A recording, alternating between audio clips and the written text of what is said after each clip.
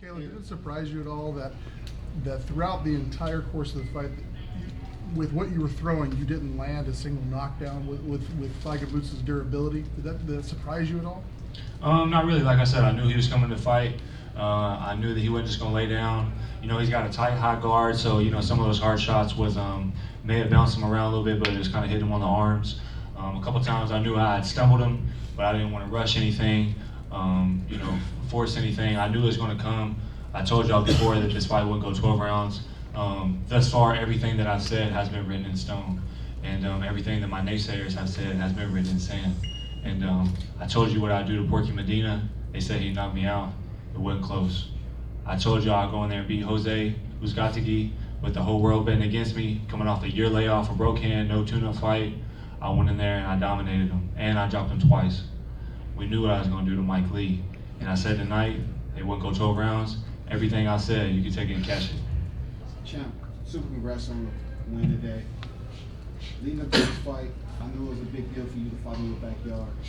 Boxing is your full-time sport, but tonight you was a part of the demolition team. What did you see early through the first through 6 rounds that allowed you to spark up Feigenbutz so much with the volume of punches you was putting out?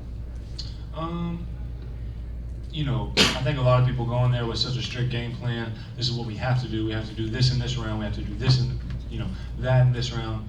And but what a lot of fighters lack is the ability to make adjustments. And I think we made great adjustments. I knew when to put my foot on the gas. I knew when to let off. I knew when to feint. I knew when to stick to my jab and when to let my combinations go.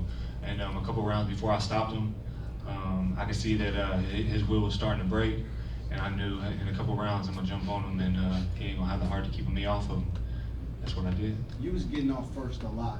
Was that the game plan? You'll start the round, you know, for over a minute or so, you would really increase the tempo of your punches.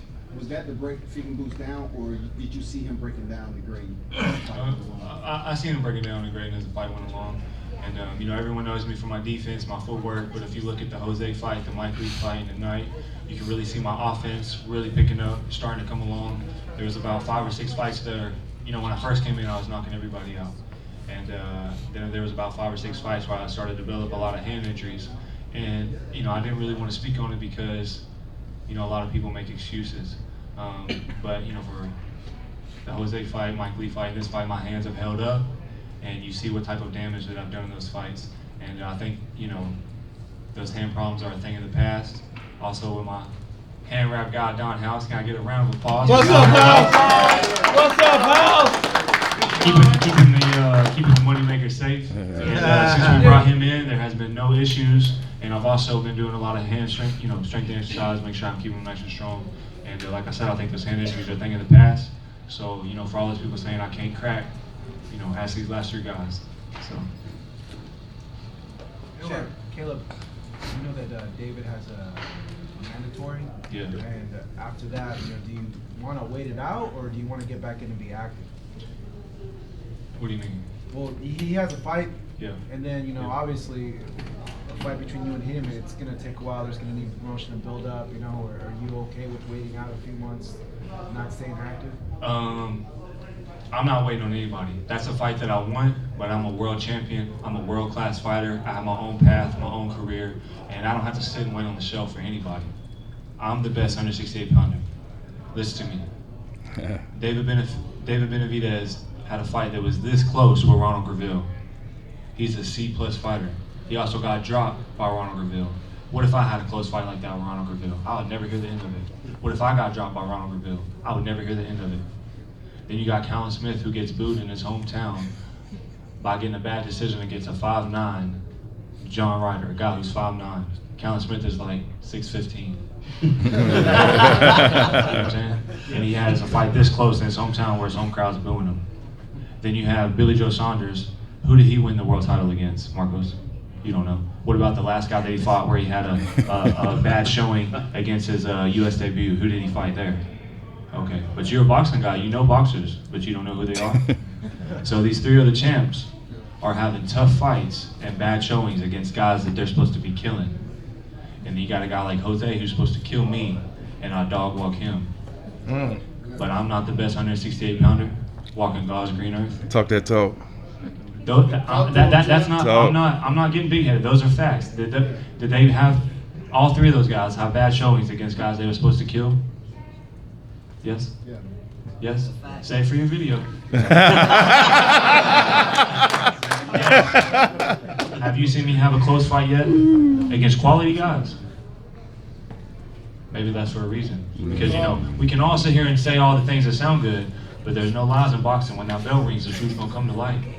So make sure you pay attention to the truth. Don't listen just to the hype. Have you gotten an indication that is the plan? It's gonna be the next fight. I have no indication. Boxing, they want you to fight guys and fight tough guys, and then you get a fight, and then you ain't 5 minutes out of the ring, and they already asking you who you fight next. You know what I'm saying? So you know who I want to fight. You know what I want to do. I said it loud and clear. I'm not gonna keep saying it. You know who I want to fight. You know I want a unification match. At the same time, I'm not gonna sit on the shelf and wait for nobody. I'm the man to beat. So. You think it would be that much tougher after this performance? I have to be honest, watching you box, I told you this at the MGM, you're one of the most entertaining fighters out there because you actually go out there and box and put in the work, and you're not standing out on the ropes and just stalling time round for round. So you think it'll be difficult for people who want to get in the ring with you or the matchmakers to find you a quality opponent? I'm not sure. I'm a fighter. So matchmakers make matches, fighters fight. All I can do is push for them. I can sit here and tell you who I want to fight, but it takes two to dance. And there's also people who make those fights happen. So I'm a fighter. I only have 20 fights. I don't get to just pick and choose when and where I fight. I have to say so, but I also have a team around me. So I can't speak for no other man. The only man I can speak for is myself. You know what I want. I want big fights. I want tough guys. This guy was ranked number 3 in the world. Number one is vacant. Number 2 is vacant. Vincent was ranked number 3 in the world in the IBF. That's the belt that we fought for. He was my mandatory. If I didn't fight him, I would be stripped of my world title. That would be silly of me to do. I fought my mandatory. I won in fashion, and I'm ready for whoever's next.